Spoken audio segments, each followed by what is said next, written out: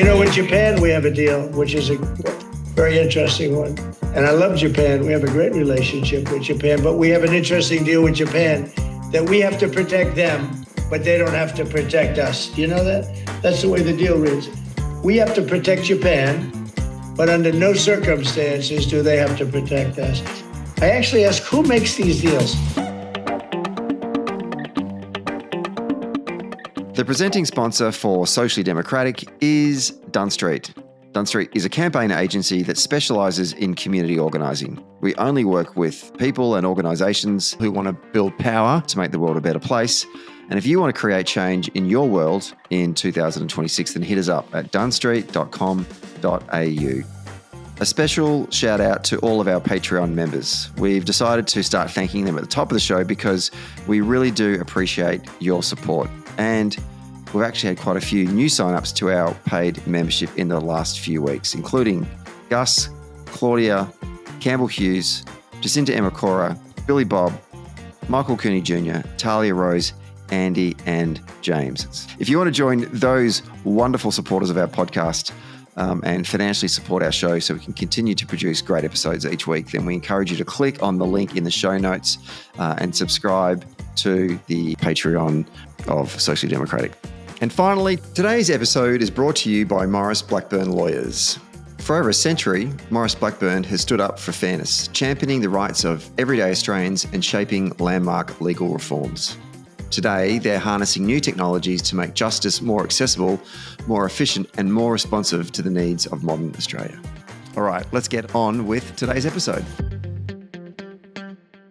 Okay, we're taping this one on a Tuesday evening on the lands of the Arawak people in Kingston, Jamaica, which is also home to the descendants of millions of people trafficked through the West African slave trade and impacted by colonial rule. And it's December.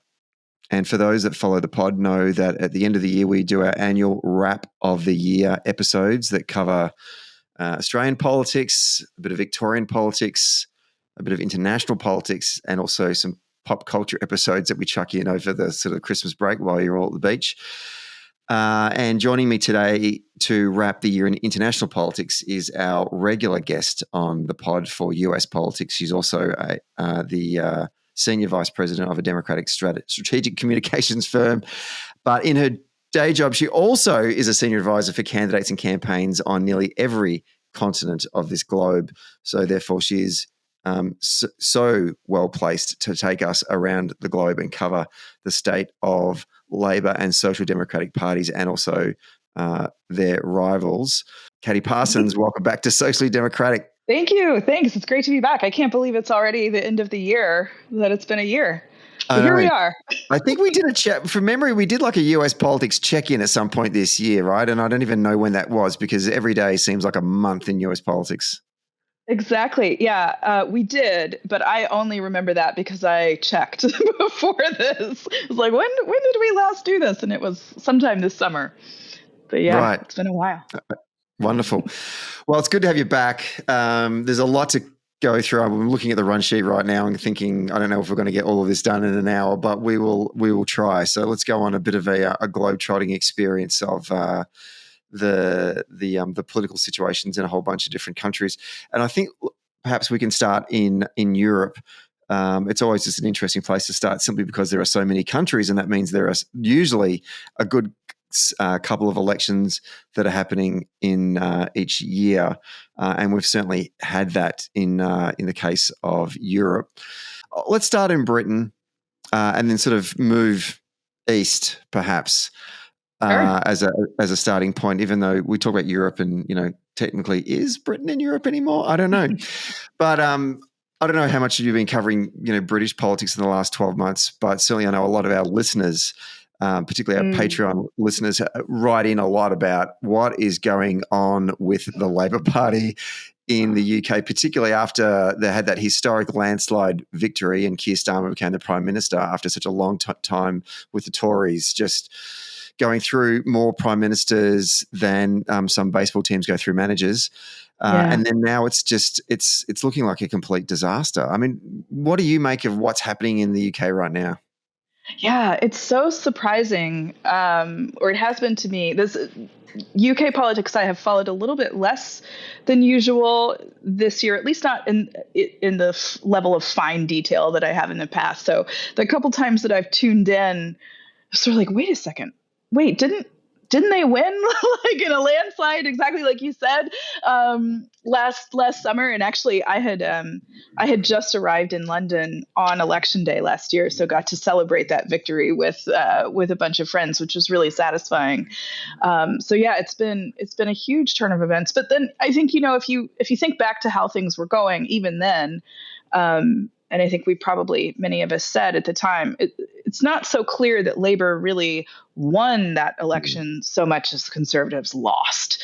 And I think maybe what we're seeing is really kind of an outcome of that, which is Labor weren't necessarily especially strong. Just people were really, really tired of the Tories. And so as Labor's had a hard time delivering, as has every government who's in government because of global issues, is sort of the same thing we saw last year. It's hard for them to deliver on the kind of promises that they made to get elected.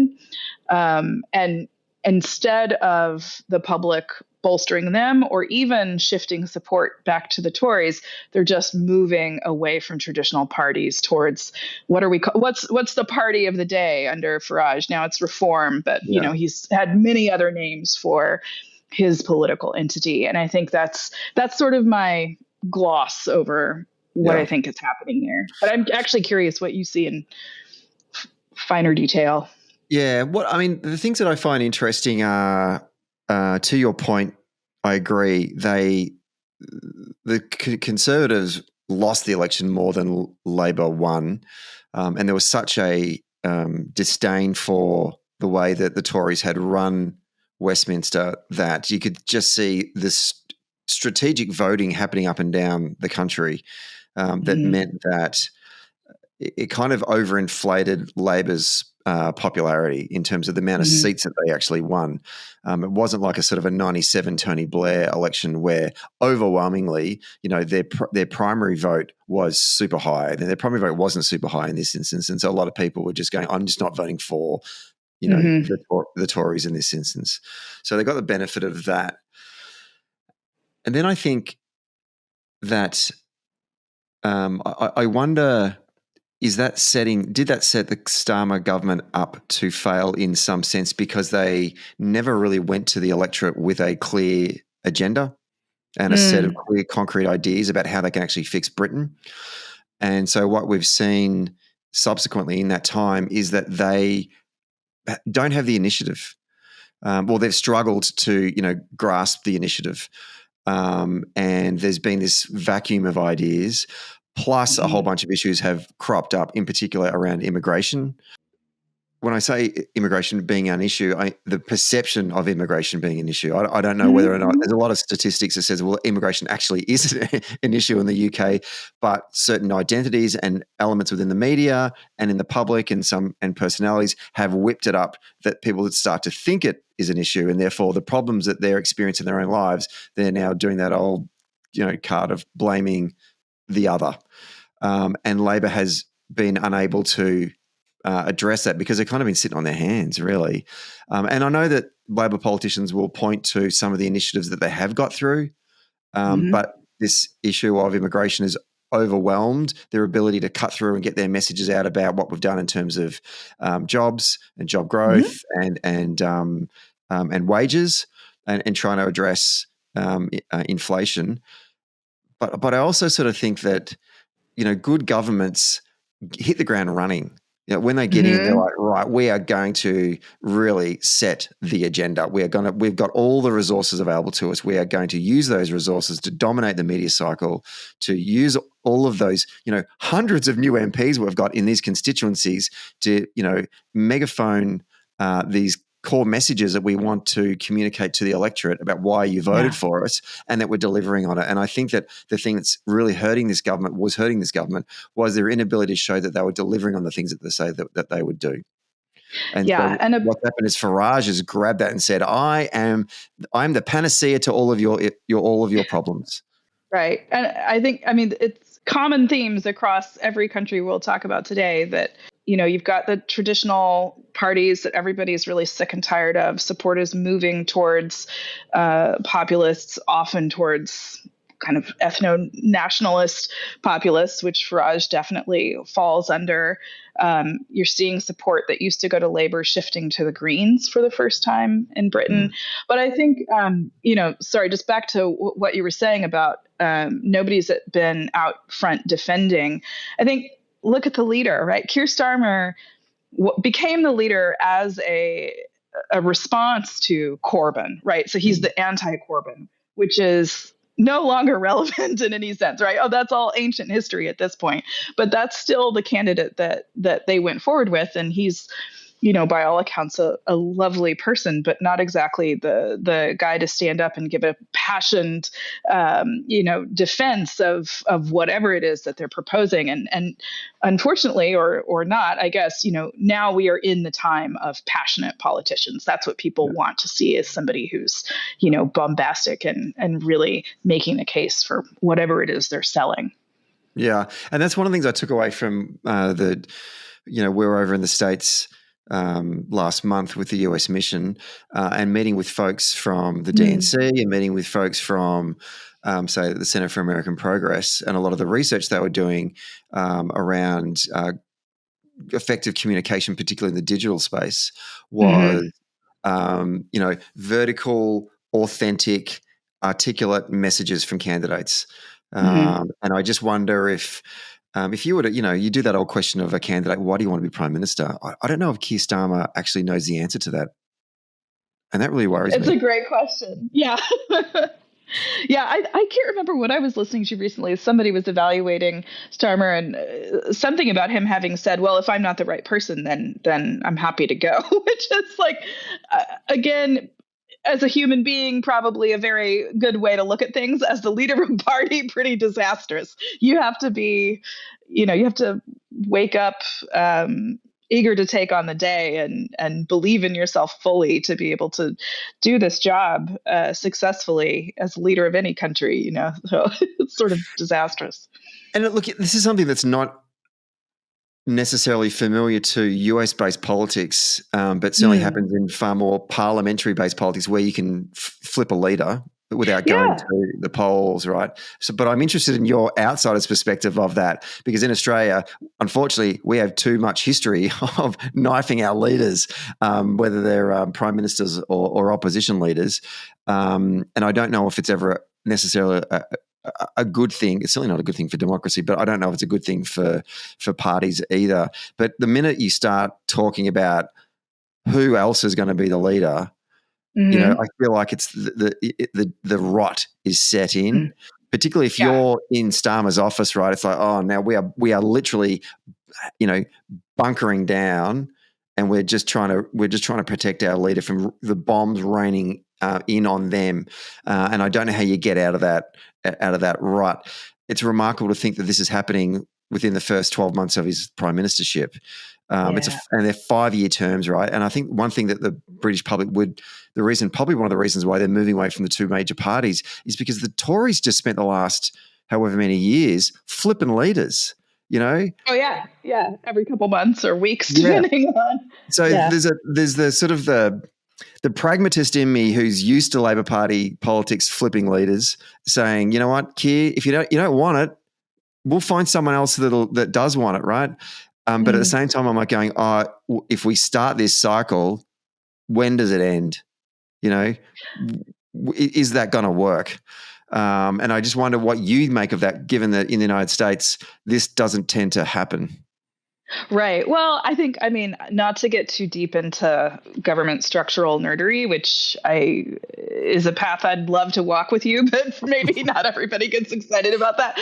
I mean, it is interesting because, right, in a parliamentary system, presumably there's a platform, like really people care about the platform. They actually talk about it. There's an expectation that you've made these commitments and you're going to deliver on those. And I think there's just much more tradition of scrutiny about whether a party has been able to deliver on that platform than there is certainly for American presidents. I think often going into the election, most people assume that the president is going to do about like 20% of what they say in the U.S. There's no expectation that everything is, and often, although there is a technical party platform, if you asked anybody what's on it, who designed it, where it lives, that doesn't really happen here. So I think the question is like, has the UK, have other countries gone, are you starting to shift more towards US style elections and leadership decisions where voters are really not paying attention to the platform and they're actually just focused on the leader? And I think there is a lot of debate to be had about that. But I think from an outsider's perspective, I think there's actually something really powerful about people voting and saying, these are the things that we want to happen. We've made that clear. Who delivers it? Maybe that doesn't matter as much. But I don't know how patient people are really to believe that a new leader is going to be able to deliver on that.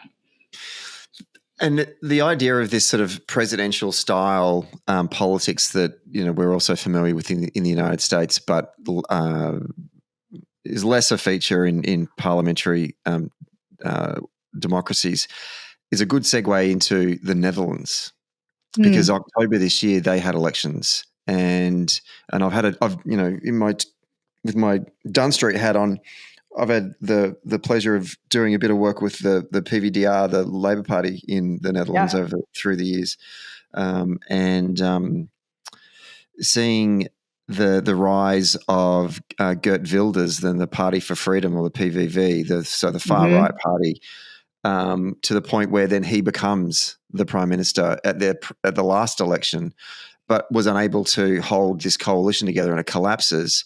And then we go to the polls in late October this year, and D66 get elected. This sort of central.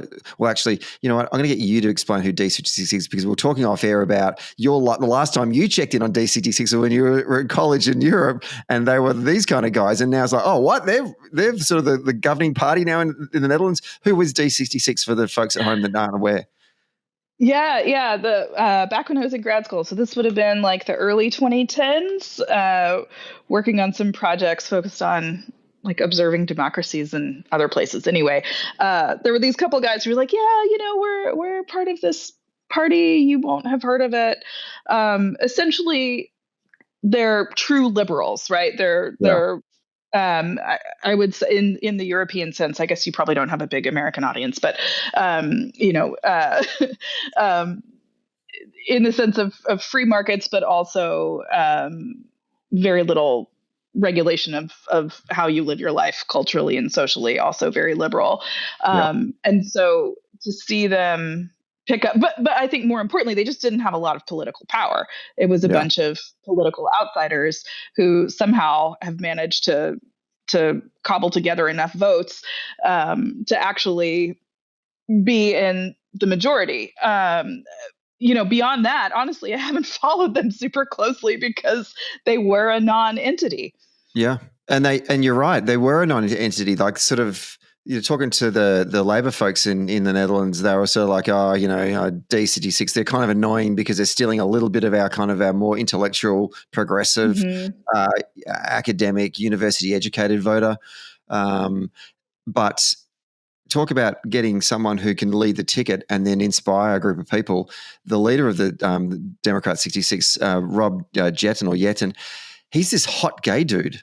Like, he is a good-looking man, right? He's young, he's incredibly articulate, and he's a great communicator. And I was speaking, most of it was in Dutch, but talking to some of my friends saying, like, what was he like on the stump? They're like, no, he was really good. Like, he just he got the attention of the electorate, and the things that he was saying resonated with people. And that's why they had this massive surge.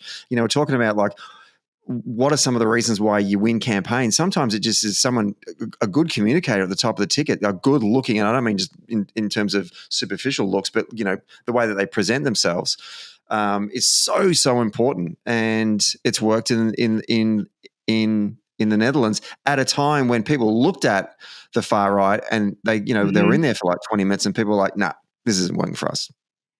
Yeah. Yeah, it's another, I think, really common theme looking across many places, not even just limited to Europe. It seems like the left right now is doing particularly well when we have a unusually strong candidate. I mean, candidates always matter, obviously, but I think that they're overperforming the party when we've got somebody who is really charismatic and dynamic, more so than on the right. On party brand. Why do you reckon that is? Why do you think when you've got a stronger candidate, they're outperforming the party vote, so to speak? I think people are really skeptical and tired of traditional parties.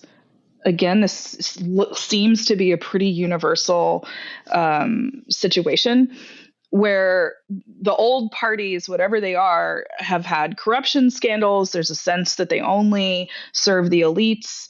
Often both right and left parties are seen as only serving the elites, but different elites.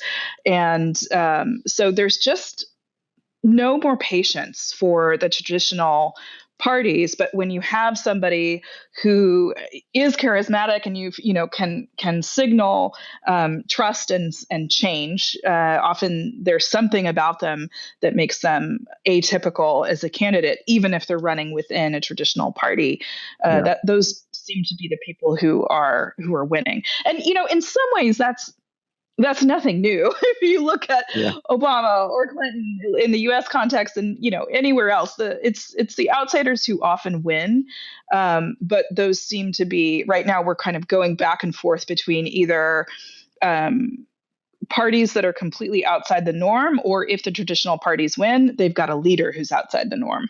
Yeah, I also wonder on top of that. I agree with that, but building on that as well, I worry about. And it could be a party of the left, the center left, or a party of the center right. So the more traditional mainstream parties that struggle when that they've both got a leader that can't communicate with the electorate, but also they are bereft of ideas that appeal to this majority of voters. And I know that in non-Australian, most non-Australian electorates is not compulsory elections, but even still, appealing to people with a set of ideas that connect with them and that deal with their everyday lives. So when they have that 20 minutes, they all of a sudden they decide they're going to pay attention. They're looking for the things that are going to resonate with them and actually address the immediate challenges that they're facing, whether it be economic or social or whatever it may be. And I don't want to single out any particular political parties, particularly in Europe, but where I've had experience, and I'm not, but I've just sort of found in some instances that some political parties in Europe have become disconnected with what was their traditional bases. So like blue collar working class voters, but Absolutely. also more what we guess you call the sort of intelligentsia, the inner city liberal elites as well. So we're losing votes to green type parties, but we're also losing votes to either the centre right or hard right as well. And I think it's not. I don't want to simplify why it's happening, but a part of it is I don't think the parties are connected enough to know these are the ideas that we need to take to the electorate. Because I read some of the ideas that they're taking to the electorate, I'm going, that's bonkers. Like, who gives a shit about that? That's sort of particular. Okay, I will have a crack at one person. The former leader of the Labor Party in the Netherlands was obsessed with European green politics. He wanted to do the Green New Deal because he just saw that was popular in the United States amongst certain cohort of voters. And I had arguments with folks when I was in the Netherlands going, what about jobs and job creation and infrastructure and farming and all the other issues that I'm getting a sense just from only being in your country for 20 minutes that is being thrown at me all the time. Like, what does the Labor Party have to say on that? And they were kind of like, oh, no, that's not what we want to talk about. I'm going, well, you should be talking about the things that the voters want to talk about, right? And that's what I worry about broadly. No, I agree. I mean, it's astonishing to see how much, how many of the little parties, the splinter parties in Europe are focused really narrowly in some cases on just being anti-environmental policies and specifically anti-EU, very much because of the impact of those policies, perceived or real, on jobs, on cost of living, energy costs, transportation costs, all of those things. So that it's to not recognize that that's a live debate and that that's, really real for voters. It's not just, even people who may agree that we're headed towards or already in climate catastrophe, they still need to eat and have a job and all those things. So it feels like leaders of many left parties, including the Democrats in the U.S., are just sort of 5 to 10 years behind. We're reacting to the way that people felt in the past and haven't quite caught up to what everybody's really talking about now.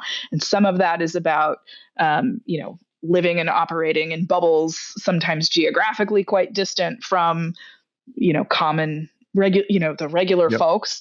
The media fracturing, all of those things that actually makes it possible for them to be pretty oblivious to what other people are actually talking about. Yeah. And I think one thing that I've noticed when I was in Germany earlier in the year, that the SPD, who lost heavily at the last German elections, and obviously the AfD, which is the far right, had a really good result. They're doing a lot of internal soul searching right now, and one of the things they want to focus on is we need to get back out into those communities and actually find out exactly what's going on and how we can meet that moment. And that's reassuring. Like, they're actually trying to build a big program to do that and actually incorporate organizing into it as well, which is really, really reassuring. Yeah, absolutely. And, to be fair to SPD in Germany, they when they won in the previous election, they were pretty laser focused on cost of living, or maybe not cost of living, but sort of everyday people issues, maintaining stability. That's everybody, because it was the next government coming after Merkel. Like, who's going to be the person who keeps this stability going? Yeah. And the world changed. A lot of their loss I would attribute to global forces, again, just inflation, Ukraine and Russia. I think anybody who was in power was probably going to be pushed out. And so I know we were thinking about, if you look globally, winners and losers, where's the left winning and losing? And the fact that they managed to at least stay in government in coalition with CDU is honestly a pretty good result, given how difficult the circumstances were going into the election for them. Can we, for a moment, just sort of talk a little bit about Germany in terms of the AfD and the implications that would have on Europe if they were to get into power in Germany? I don't know how much you know about them, and I didn't really know a lot about them myself, but talking to some folks on the ground, the history of this party, they started small, and their first leader, who, is a right-wing nut job, they got rolled by new caucus members that came into the party when they had a good win, and so telling that leader, "You're not right wing enough, out you go." And then they elected a new leader, and they go to the next elections, they elect more people, and then they do the same thing. They say to that leader, "You're not right wing enough," and they keep on repeating this cycle of getting more and more and more right wing as they move through and get bigger and bigger and bigger. And I'm thinking that. And the guy they got at the moment, they're really worried because he's reasonably articulate. He comes from a migrant background, so folks are kind of starting to. What happens to Europe if they become, because Germany's so important, right? Right, and like so many of the populist parties, in some ways they're doing the right thing, which is focusing on the issues that regular folks are dealing with on a day-to-day basis and really laser focused on those messages. On the other hand, they are extreme ethno-nationalists, anti-Islam, very happy to say really racist and vile things. It's not just it's not just in the quiet corners that they say these things, that's the quiet part out loud. So they're I think anytime one of those parties wins, it just gives license to similar parties in other nearby countries, and it demonstrates to everyone, hey, we're on the rise. And so you see the boats rising kind of across Europe as similar parties do well. But what would it mean if they actually got into? I mean, actually, the one sort of beneficial thing in some ways in Germany is that because of their own history, like with literal Nazis, there's a much more solid firewall between working for the mainstream parties have really said, like, we will never work with AfD or any of these neo-Nazi parties, which has been said by mainstream parties in other countries, but then when they need that support to actually form a government, all of a sudden, things change. So I think it will still be difficult for the AfD to find themselves in government unless they win a really solid majority, which they haven't done yet. But they're very antagonistic towards the EU. It would be like another Orbán or Fico or one of these other Eastern European governments that is really anti-EU and essentially working to dismantle any of their efforts from the inside out, I think is what she would find. I don't know if they would manage to actually take Germany out of the EU, at least in its current state. But we'll see. In 4 years, things may be different, and that may be more plausible too. Yeah. That's a good segue into Central Europe, and let's move towards Hungary. They're not having elections until next year, and obviously Viktor Orbán has been leader of the country since 2010. I'm going to put my hand up here and say I'm not overtly familiar with what's going on in Hungary, so I'm looking to you, Katie, to tell us what are the prospects of what's going to happen in Hungary going forward. Yeah, well, I have done some work in Hungary, and it's funny, they've been talking about trying to come together, the smaller parties, tactical voting, to oust Orbán for at least the last 3 elections, and with very different results each time. The last election was sort of the closest it seemed they had come. All of the little minor parties came together into one big coalition. Unfortunately, they also brought in Jobbik, which is essentially like bringing the AfD into your anti-government coalition. So that really kind of poisoned the coalition party for many people on the left, and then on the right, where people who were Jobbik voters, and it is actually it was quite a powerful party. In rural locations, even though the party had said that they were part of the coalition, many of their voters just went ahead and voted for Fidesz, for Orbán anyway. So, we went into the election last time thinking, oh, finally, Orbán's going to be out. We're going to win a majority and all of this. And not only did we not win a majority, Fidesz picked up several more seats. They have, I think, a supermajority in the current government. So they've been in a really strong position for the last 4 years. However, yet again, we go into the election saying maybe this time it's actually going to work, but not because so much of the tactical voting, but really many of the same forces you're seeing everywhere else. Orbán has had a hard time because of corruption scandals. Inflation is, as painful there as it is anywhere else. And so people are frustrated with him.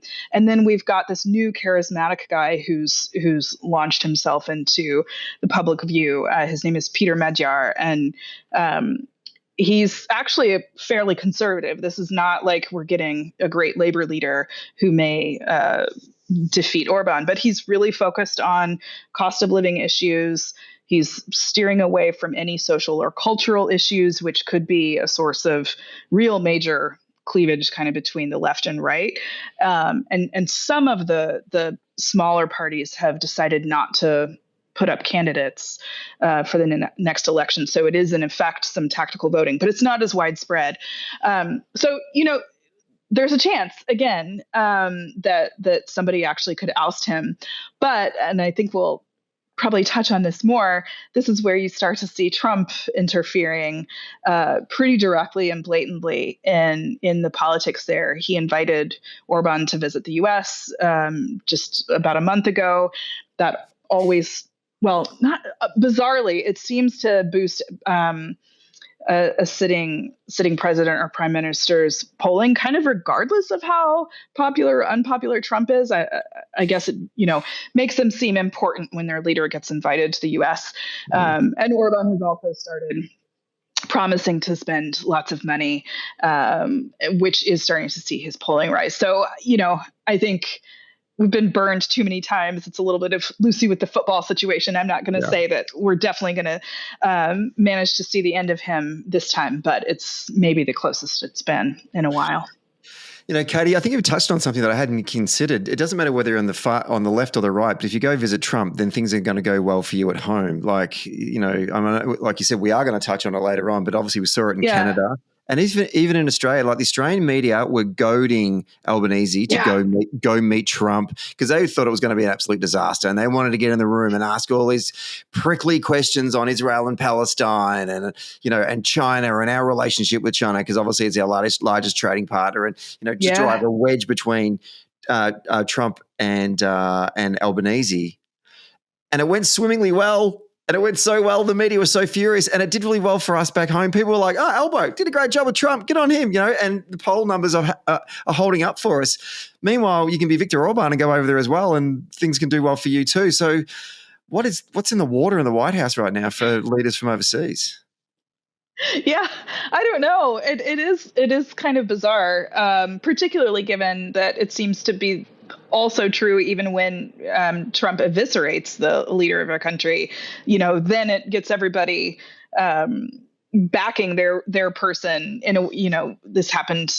Well, I guess Lula didn't actually come to the White House yet, but having Trump attack him directly has been the best thing for his polling in Brazil. In at least a year. So, it seems to be like any interaction with him is a good sign for polling. I'm sure there are counter examples, but I don't know them. Yeah. And we're not going to talk about them because they'll undermine our theory. Romania, apart from having a really good football team in the 1990s, what can you tell us about the politics of Romania this year? Yeah, so this is a crazy one.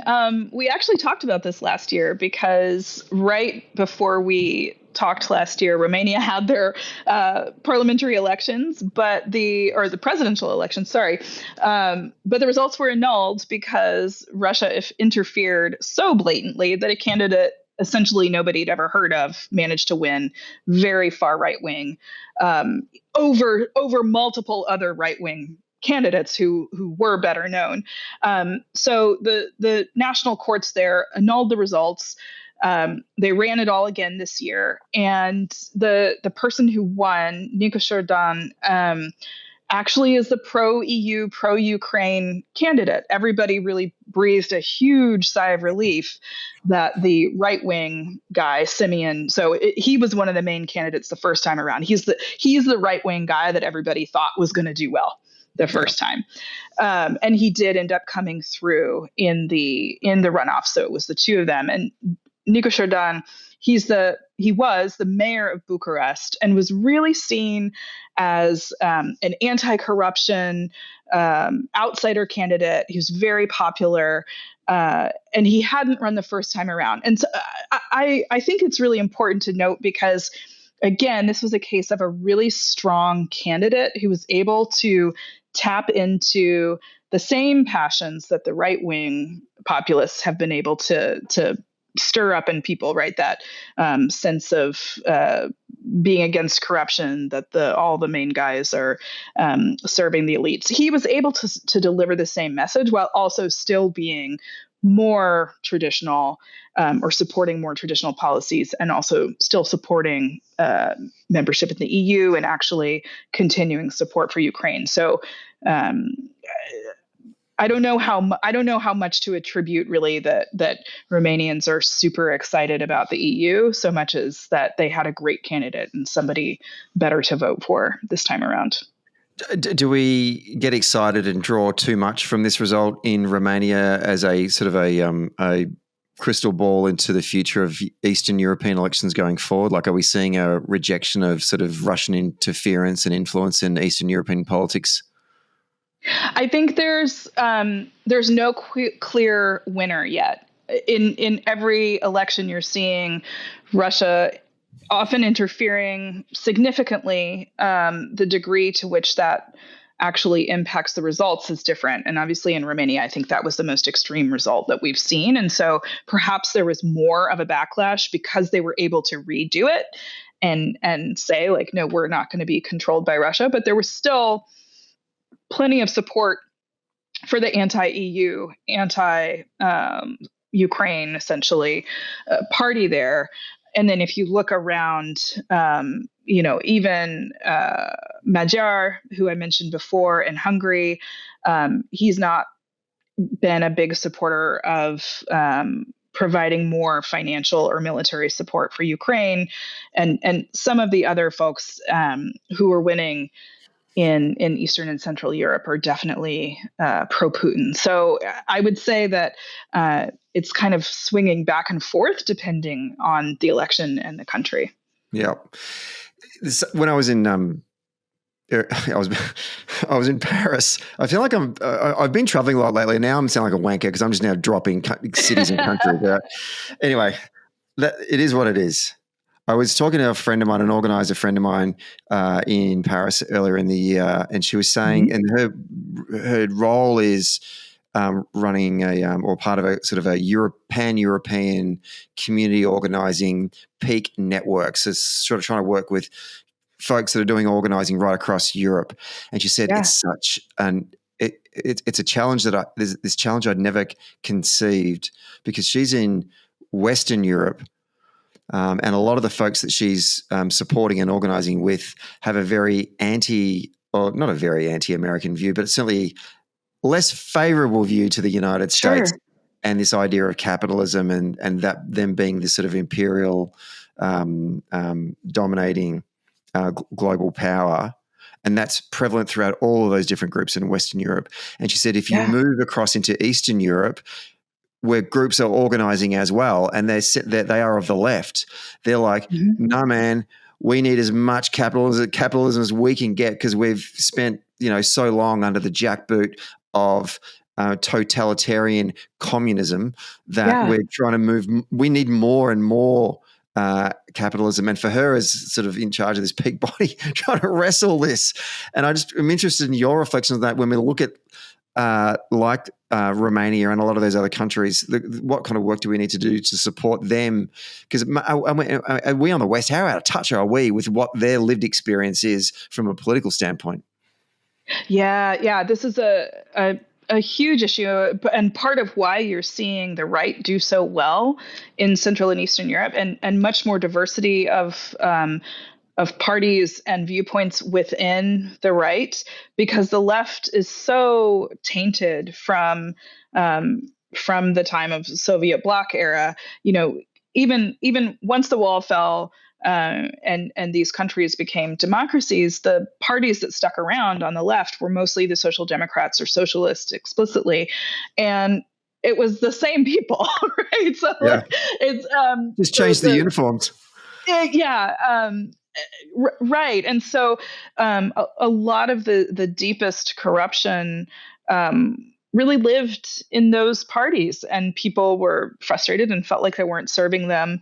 And they've just lost credibility in many cases. And so you're starting to see like little splinter groups on the left form, but they're mostly more along the lines of Greens or just like very niche, very left-wing parties that are forming to support those issues. And anybody who you'd see as more of like center left, center right, in the middle, who's pro capitalism, is lumped into a party that is more seen as on the right, just because of the tradition of perceived corruption. So what do we need to do there? I think if you want to see a resurgence of the left, you need to have new parties that are no longer attached to the old history, but they need to be more broadly. They need to appeal to a broader audience, let's say. And that is going to mean that They're more pro-business, but also pro-EU, which, many parties on the right are not supporting. Let's get on a plane and get out of Europe and fly across to East Asia and to a place that actually I also visited this year, Japan. They've got a new prime minister. They've got their very first woman prime minister. And Japanese politics is fascinating. It's kind of hard to get your head around. It's so settled is the best way to describe it. But what do you make of the rise of Sanae Takaichi to the prime ministership in Japan? Yeah, well, I think unfortunately, the grim view from a woman's perspective is that when the men fuck everything else up, they'll finally elect a woman. So the LDP, which she's now the leader of the LDP, they've been in power essentially forever. Last year, they had an election and had their worst result or second worst result since the end of the Second World War. The first time they're still leading government, but they're out of majority. So, in that context, a woman was able to win. She's actually, her name has been in the mix for a while. She was one of the candidates discussed, I think, even before going into the election last year. So she's a known entity. But she's a nationalist, she's very conservative, very traditional. It's not exactly like a great win for the left that this woman won, though it is obviously always nice to see a lady on the top. The other thing I noticed from her election, it was starting to happen a little bit more in recent sort of last 2 or 3 years with Japanese politics, and even talking to Japanese friends who would be more centrist, this cynicism towards the United States and the relationship they have with the United States. And you wouldn't normally think that would be a thing, certainly from the center right. The relationship between the United States and Japan since the war has been such a bedrock of diplomacy, particularly for the United States' engagement into that part of the world. And that always worried me a little bit. I don't know, do you get a read on whether or not that relationship is going to improve under her leadership, or where is that heading? Yeah, gosh, that's a great question. I think that she is probably the type of candidate that the Trump administration would like. And so you'll see friendliness from the administration, which would hopefully help to mend some of that. A lot of the source in some quarters, well, I think it's kind of two things. One is military and one is economic. On the national security side, part of Japan's constitution states that they cannot have an offensive military. They're only able to build defensive capability. And there's no surprise who wrote that constitution. It was the Americans. So we said, after the war, you can't remilitarize to a certain degree. Now you've got an administration an American administration who is insisting that every other ally or that all of our allies be more responsible for their self-defense, for their protection. So I think they're getting really mixed messages in a sense. And they don't know if they can rely on us to come to the rescue if China starts to mess around in Taiwan or expand its reach into South China Seas, right? All of which are really important to Japan. So I think there's, a certain sense that they restrained their own development for our interests, and now maybe we can't be relied upon. Similarly, for on the economic side, Trump's efforts to rebalance the trade deficit essentially is going to damage or make it harder for them to sell exports here. And you're seeing that with the tariffs, same way it is everywhere else. But we are a major destination market for Japan. And so I think there's just a lot of understandable frustration.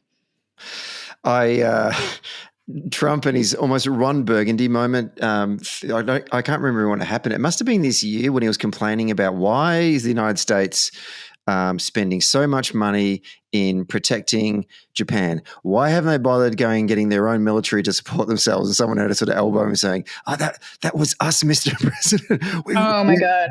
We wrote it into their constitution that they can't do that. Man, that was like, just read a brief. Just really. Anyway. Unbelievable. Let's look at the elections that were in China just recently. Only joking, they haven't had any since the 1930s. So let's keep on moving to the Americas, starting with Canada. We obviously covered that. I think we covered that earlier in this year, or Yeah. what? We did, right? Right. Yeah, I want to get a health check on Mark Carney and the Liberals and how they're going, because to be honest, I haven't been paying attention, a little bit occupied with the other things. But your northern neighbours, and I'm interested in get a sense of, are the Liberals still doing well? Because obviously that was such a meteoric rise for the Liberals in that switch from Trudeau to Carney. Because when Trudeau was leader, it looked like all was lost. Carney gets elected, he picks a fight with Trump. And all of a sudden, there's this that Canadians are swept up in this sense of national pride against your strongest ally, and Carney gets elected. Where are they now? Yeah, they're still doing well. They're still running about 50% support, which is pretty high for government in office, at least over here. I think the Conservatives have had a really hard time defining themselves because of the continued antagonism between the U.S. and Canada. I mean, it didn't end after Carney's election. Trump has continued to sort of poke Canada in the eye every couple of months. It seems like anything that happens north of the border that pisses him off is some reason for him to threaten more tariffs. He pulled out of trade negotiations because of a TV ad that was run in Ontario. It was I don't know who paid for it, if it was like the Ontario government or something. It wasn't a national party run ad, but oh man, it really punched all the buttons. It was an anti-tariff ad, and it used quotes from Reagan about why tariffs are bad. And I think they might have tried to get it on air in the US, like running it within the media markets that would reach Americans. And it pissed him off so much that he pulled out of trade negotiations for a little bit. Now they're back in it.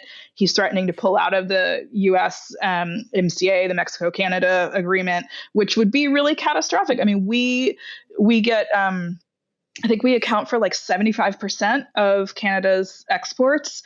So it will make a huge impact on their market if we really do significantly change that balance of trade. And that, I think, I don't want to say that's the only thing bolstering Carney, but it has made it really hard for the Conservatives to like define themselves as an opposition in that context. Yeah, it's interesting, isn't it? Because they really put all their chips on that part of the table before the election, and then it.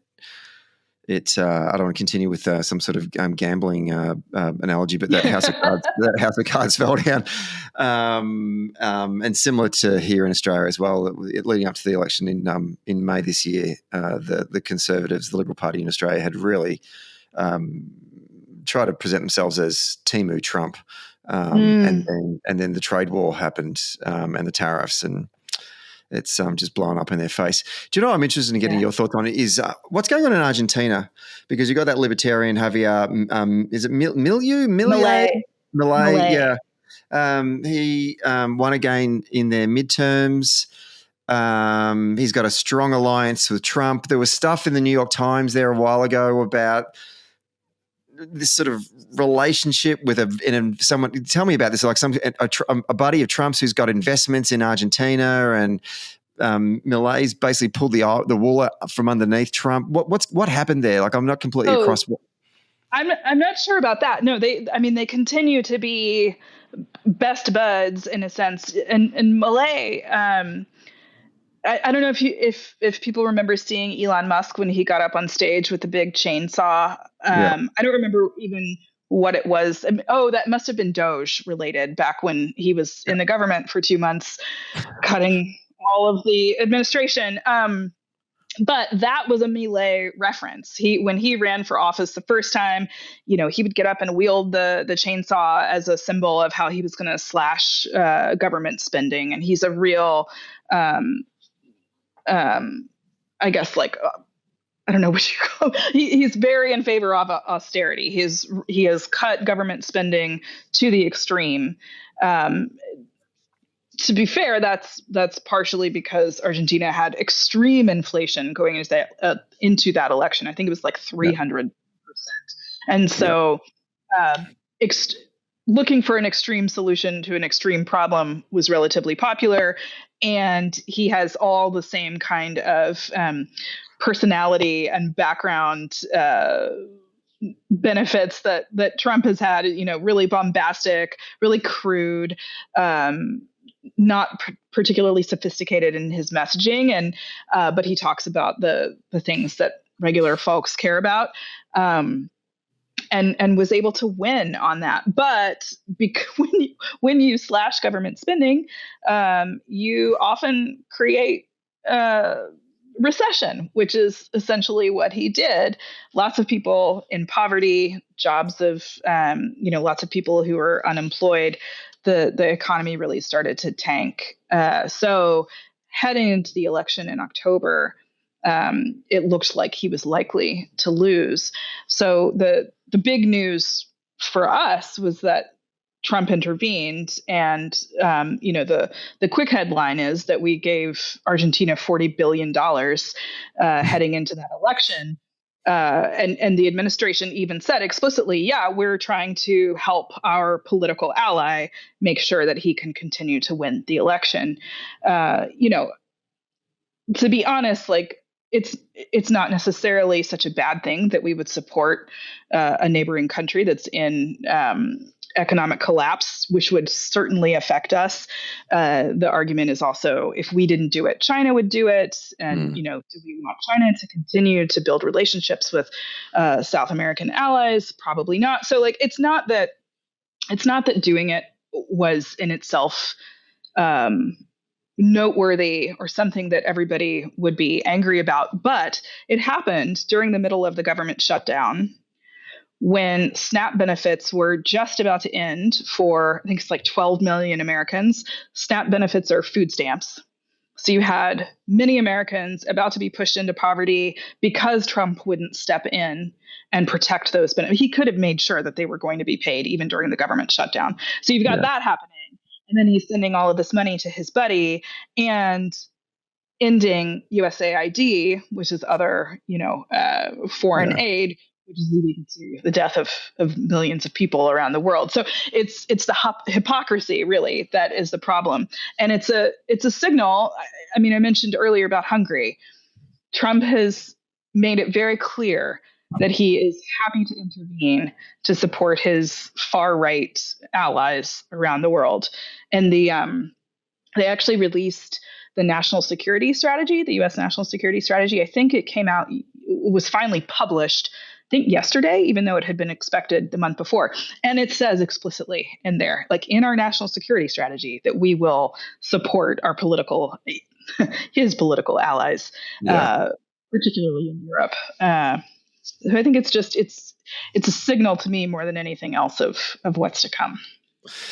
Well, let's. I've maybe saved the best to last. So I don't know the best, but certainly the nation that's the closest to you, because you're in it, the United States. And I want to start with the Democrats. And whilst I was over there for the US for the Dunn Street mission, it was the government shutdown was happening, and it ended. And the circumstances upon which it ended divided a lot of folks on the left. And I'm really keen to get a sense of your thoughts on that. Did those senators, those Democratic senators that crossed the floor to support the bill to end the shutdown, did they do the right thing? Was the shutdown a pointless exercise? What are your reflections on it with a bit of time? Yeah, and I'm probably a little outside the mainstream on this, so what most Democrats are saying coming out of it, certainly of our generation and leanings, is that, it was an absolute disaster that they ended the shutdown, because the shutdown was really tanking Trump's numbers and the Republicans. The gambit going into a shutdown is always, who is it going to damage more? The Republicans thought that it would damage us. But of course, the Republicans have all of the levers of power in government. So it was very easy to tell the story that this was really down to Trump failing to negotiate.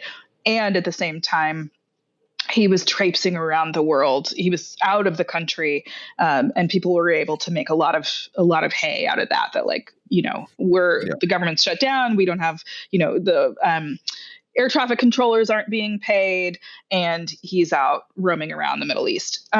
So ending the shutdown when it was so damaging to Republicans in that moment, and we didn't get what Democrats were really holding out for, which was trying to make sure that there was a vote to I'm trying to think exactly what the mechanism was, but basically the issue is that all of our health insurance costs are going to go up dramatically in the new year because of the big beautiful bill that was passed this summer. The subsidies, I think, for health insurance would end at the end of the calendar year. Everybody's insurance premiums would go way up. It'd be still will be, very expensive for Americans because we didn't get a vote on that. Nothing's happened in Congress to protect lower costs. That's what Democrats were fighting for. We didn't get it. Why did we end it? I tend to think that we got probably as much as we were going to get out of it. We were headed into Thanksgiving. People would have really started to suffer, I think, if the SNAP benefits had really ended. And people have short memories. Nobody is going to remember next year that the shutdown ended in October instead of December. And the fact that we didn't get the health insurance subsidies, if that actually goes into effect, it's going to be incredibly damaging to the Republicans when it comes time for midterms next year. So I think strategically, I don't know that it was actually such an enormous mistake. Would I have ended it in that moment? Probably not. But there was a lot of pearl clutching. Yeah, I had some arguments when I was over there with Aussie mates that live in the States, but certainly I clued in on the whole domestic politics. Mm-hmm. And what I took from it, and I'm interested in your thoughts on this, I just felt like the Republicans didn't give a shit. Like, I didn't think that they cared about the consequences, because the Democrats were making the argument, this shutdown, because you won't negotiate on healthcare, this shutdown is hurting your own voters in your own constituencies in red states. Surely this is there's a moral argument here for you to come and negotiate. And I don't know whether that was being felt by, Republican Congress people that aren't, the speaker. So I don't know whether they were doing media and saying, oh, yeah, no, you're right, we are sort of, or if they were just a very tight group. But Speaker Johnson, when he got up every day, I was just saying to friends, he doesn't care. He just doesn't care. And Trump looked like he didn't care either. As you said, he was swanning around the Middle East. Like, they looked so disinterested in this. Yeah, no, there were Republicans who were very frustrated, and because they have constituents who are affected by both the health insurance premium increases and the end of SNAP benefits. So I think even Marjorie Taylor Greene, as sort of the beginning of her turn to the left, I don't know. One of the things that she was arguing about was like that the Republicans needed to take both of these issues seriously. Yeah. So there were Republicans who were going to have to defend this when it comes around to the midterms, who were arguing not necessarily for making a deal or for giving the Democrats a win, but just like at least coming together to negotiate. But like you said, it was the leader who was in lockstep with the president who did not want to be seen to give the Democrats a win, and maybe really was checked out. I mean, I don't know. I tend to think that's impossible, but he was really enjoying all of the plaudits he was getting around the world in that moment. And so I'm sure it was very easy to ignore the negative, which seems to be a real specialty of his. So the other thing that happened just recently, obviously, was, it's in an off-cycle year, but there are a number of elections that, people were interested in. And I guess we're also desperate to look at some good news that there were good results in Virginia and New Jersey, from memory. Is that right?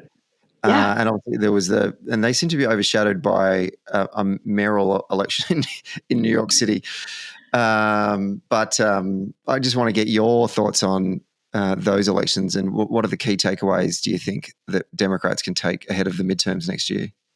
Yeah, I think the broad takeaway for me is pick the right candidate for your district. So Mikey Sherrill in New Jersey and Abigail Spanberger in Virginia, they're actually both pretty centrist. They come from national security backgrounds. One of them is a Navy pilot. The other was a security, like a intelligence officer. They talked, I think, almost exclusively about cost of living issues in their states, and were able to win not just a little bit, but like really blowout wins by, I think, between 10 and 15 percentage points between the two states. So we did a great job of finding candidates that fit the districts. Same thing with Mamdani in a sense. Obviously, he's far to the left on social issues from those two candidates, but he also actually was really mostly laser focused on cost of living issues, and he fits the district. Now, I mean, it's a little bit tricky to say that Democrats did that because, of course, our candidate was Cuomo, or, well, in the primaries, Mamdani was the Democrat, but everybody sees Cuomo, who ran as an independent because he lost the primary, sees him as the establishment candidate, and he was a terrible candidate, but he didn't win, So I feel like that was a victory too. I don't see that as a negative for us. Yeah, it's interesting seeing the media coverage, particularly here in Australia, and the interest level from folks on the left. People who listen to this show, members of the Labor Party, activists, super excited about the election of Mamdani. And we've spoken a bit about it on the show while we're over there. David Feeney and I, when we do a regular episode with a former politician, a Labor politician, and my old boss there for a while, him and I had a big argument about Mamdani. And normally we agree on most things, right? And I just made the argument that he ran a good campaign. Like, whether you agree with him on his politics, he ran a good campaign. Whereas David wasn't having any of it. And he listens to this show as well when he's not on the show. Hello, David. But I guess the central point that he was trying to make was, but let's not take too much out of it. This was an election in a very, very, very blue city, and this isn't something that can be replicated across purple districts, to win back either the House or the Senate or even the presidency. And I tend to agree with him on that. But to my point as well, it still was a good campaign. Like, a good campaign is a good campaign. The content, the ads that they did, the organising they did, the messages they did, and how it connected to that electorate, to your point before around it, they ran it on cost of living, right? That's good campaigning. Yeah, I 100% agree. I think you're both right. I think he ran an exceptional campaign. He was an extraordinary candidate. He spent his money on the right things, which was communicating through digital, especially organic social media, really focused on cost of living issues. Do I agree with every single one of his little policy nuggets that he, put out originally? No, not necessarily. But actually, when you heard him talk in more detail about how things would be executed, he managed to show that he was incredibly thoughtful. He pivoted away from some of the further left social things that he had said in previous campaigns, or just, in life, which meant that he was able to moderate to make sure that he could appeal to a broader audience. I think he was an extraordinary candidate, and that many of the things that he's doing can be done by other candidates, but it needs to be tailored to the district. So it doesn't, you don't say exactly the same thing. We're not going to get somebody who self-identifies as a democratic socialist in, like, Oklahoma, but talking about cost of living issues and communicating in ways that people are actually going to see, because it's the way that everybody communicates now, is absolutely the recipe that everybody needs to follow. Yeah. So what are your takeaways from what we've just discussed here? And summarize it in 3 words. No, I'm joking. No, what are you taking away from this conversation when we look across the globe? And I know that we haven't covered, the whole continent. Yeah. I will point out, because I'm in the Caribbean right now, St. Lucia had elections last week and the Labor Party won in a landslide because one of the organisers I'm organising with right now said that the Labor Party have now basically cleaned the island up, and it's a sea of red. So obviously, Social Democratic parties are doing very well in some places and not in others. And I know that a lot of times people say, we're seeing such a growth in far right politics. But what are you taking away from when we sort of look at this snapshot of elections across the globe? Yeah. This is always such a good exercise for me too, Stephen, because I hadn't really consolidated these ideas in my head before this conversation. But a couple things. Traditional parties are on the decline unless they find ways to essentially signal that they're no longer traditional. So finding a candidate who is unusual or using modern ways of communicating. Otherwise, it's going to be the new outsider parties that are doing well.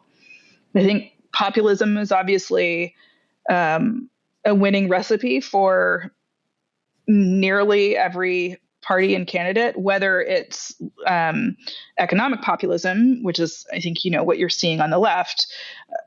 Unfortunately, ethno-nationalist populism is also on the rise and doing well in many places. But in both cases, they are really reacting against this sense of a corrupt elite that is only looking out for themselves. So whoever is able to win that messaging war essentially is the team that's going to win. And I think those are really the big key lessons for me. Yeah, I agree with that. And if I can add 2 more to that as well, and I think this is, and the first one has actually come out of this conversation. It's not something I thought about going into this episode, but good candidates are so crucial. I know that sounds silly to say out loud, right? But there's been times where we've won elections where you're going, the candidate hasn't been that great, but basically our message has been good and we've got our stuff out, right? But good candidates are just worth so much to electoral fortune. So that's the first thing I've taken out of today's conversation. And the second one is, and it's more of a curiosity, and I'm thinking more about it for our folks in Europe is, and particularly our folks on the left, are our comrades keeping up with the advancements and sophistication of political or electoral campaigns? It's something that stuck with me in all of my jaunting around Europe earlier in the year and meeting with folks and someone said to me in one of the countries, they said the far right own social media in this country. That they've almost conceded it to them. And I'm like, why are you doing that? Like, it was almost like they were just basically saying, no, well, as you know, social media is a far right, that they own that. That's their space. And I was like, well, why? No, that doesn't have to be that way. It's not. And they said, obviously, it's like that in Australia as well. I said, no, not at all. Like, in fact, I think we beat the Tories at the last campaign. In this campaign battle on social media. Why are we conceding that? And it struck me that in a way that I thought,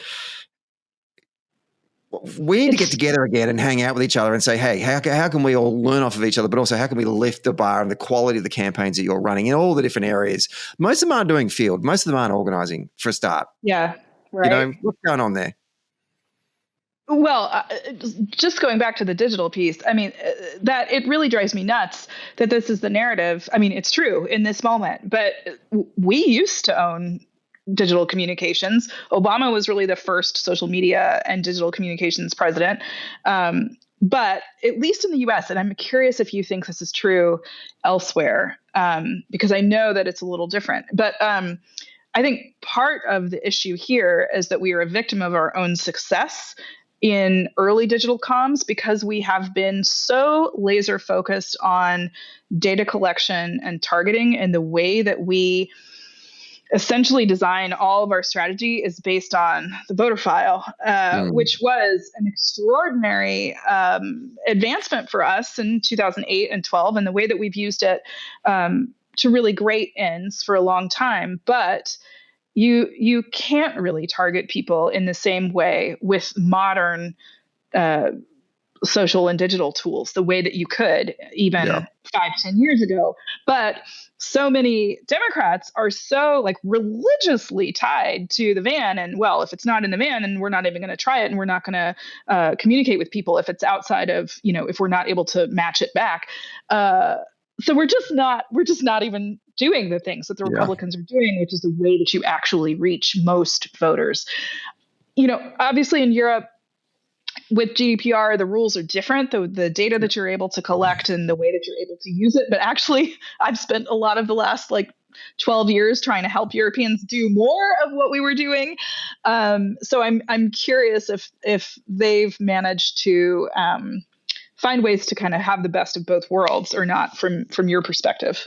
Yeah, and you're right. GDPR is a barrier to connections with folks online, but there are other ways in which we can connect with people, and sometimes knocking on their door and having a conversation with them or bringing them into our spaces is also just as impactful.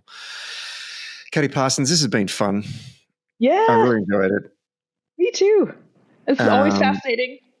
Yeah, and we've got a big year next year. We've got the midterms. I know that we'll have you back on the show to get us ready for that. So be ready for the call to start to talk about that, and otherwise have a great break over the winter for you guys, the summer for us. Happy holidays, Merry Christmas, Happy Hanukkah, and all the other things, and we wish you the best of success in 2026. Thank you so much. You too. Happy holidays. Happy New Year. Enjoy Jamaica. Hey, Social Democrats. Thanks for listening. Today's episode was hosted by myself, Stephen Donnelly, and produced by Grace Eyre. If you like the show, please rate us and review us wherever you get your podcasts. And if you really like the show, then join our Patreon community for early and ad-free access to each episode. We regularly take questions and comments from our Patreon members, so get in there if you want to have your say. And finally, get all the latest updates and bonus content by following Socially Democratic on our social media channels. The links are in our show notes. See you next Friday.